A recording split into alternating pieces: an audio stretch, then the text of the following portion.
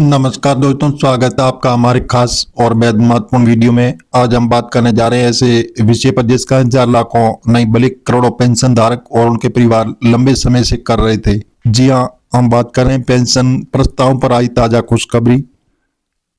आज का वीडियो खास होने वाला है क्योंकि इसमें हम सिर्फ बराबरी नहीं देंगे बल्कि पूरा विश्लेषण करेंगे और आप जान पाएंगे तो ये खुशखबरी क्या है, किन पेंशन धारकों को इसका फायदा मिलेगा और वाकई में पेंशन 1000 से बढ़कर 7500 तक हो सकती है, और साथ में डीए और महंगाई भत्ता, मेडिकल सुविधा जैसे अतिरिक्त फायदे क्या हो सकते हैं।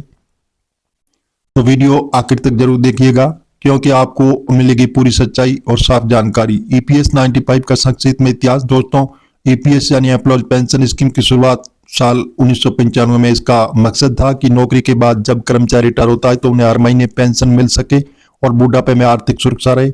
लेकिन हकीकत ये रही कि शुरुआत से ही पेंशन की रकम बहुत कम रखी गई।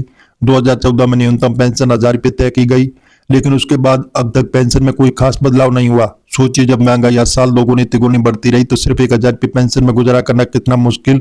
यही वजह है कि टोटल लाख ईपीएस पेंशन धारक लंबे समय से पेंशन बढ़ाने की मांग कर रहे हैं। पेंशन बढ़ोतरी का प्रस्ताव आते हैं खुशखबरी पर जिसका सबको इंतजार था। ताजा जानकारी के अनुसार ईपीएस पेंशन बढ़कर न्यूनतम पेंशन 7500 करने का प्रस्ताव सामने आया। इसके साथ ये सुझाव दिया गया है कि पेंशन को मुफ्त मेडिकल सुविधा और डीए यानी महंगाई भत्ता भी दिया जाए। अगर ये प्रस्ताव लागू होता है तो ईपीएस पेंशन धारकों की जिंदगी पूरी तरह से बदल जाएगी। तो कौन होंगे इसके पात्र? दोस्तों, ये जानना जरूरी है कि आखिर ये खुशखबरी किन किन लोगों को मिलने वाली है। ईपीएस 95 स्कीम से जुड़े रिटायर्ड कर्मचारी यानी वो लोग जिनकी नौकरी के दौरान पीएफ कटता रहा और वह ईपीएस स्कीम का हिस्सा बने।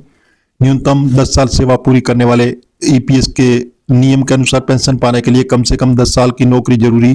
और वर्तमान पेंशनधारक अभी जिनका 1000 रुपये या 2000 पेंशन मिल रही है उन्हें सीधा फायदा होगा। विधवा पेंशन, आश्रित पेंशन पाने वाले, अगर किसी पेंशनधारक का निधन हो चुका है तो उसके परिवार यानी पत्नी, पति को, बच्चे को भी इस प्रस्ताव से लाभान्वित होंगे। अब समझते हैं कि अगर ये प्रस्ताव लागू हो जाता है तो लाभ कितना बढ़ के मिलेगा। कई पेंशन को 1000 रुपये से बढ़कर 2000 तक पेंशन मिलती है तो नए प्रस्ताव के अनुसार 7500 तक पहुंच सकती है, यानी पेंशन में 6-7 गुना तक का इजाफा होगा। इसके अलावा डीए जोड़ा गया तो पेंशन हर साल महंगाई के अनुसार बढ़ेगी और मुफ्त मेडिकल सुविधा मिलने पर इलाज का बोझ भी कम हो जाएगा। उदाहरण से समझिए, मान लीजिए एक बुजुर्ग पेंशन है, अभी 1200 रुपये पेंशन मिलती है, उसमें वो दवाइयां पर 800-900 रुपये खर्च कर देते हैं, घर चलने के लिए सिर्फ 300-400 रुपये बचते हैं। लेकिन अगर ये नया प्रस्ताव लागू हो गया तो 7500 पेंशन मिली तो दवाई खर्च और आराम से निकल जाएगा, घर का किराया, रोजमर्रा सामान वो खरीद पाएगा। तो बच्चों और जैसे पोते पोतियों की छोटी जरूरतों को भी हाथ बटा सकेंगी। यानी इस बढ़ोतरी से बुजुर्गों की जिंदगी पूरी तरह बदल जाएगी। ये जानकारी मीडिया आधारित है। आप सरकार की ऑफिशियल वेबसाइट पर जाकर आप इनकी जानकारी ले सकते हैं और मिलेंगे एक नई वीडियो में। तब तक के लिए धन्यवाद।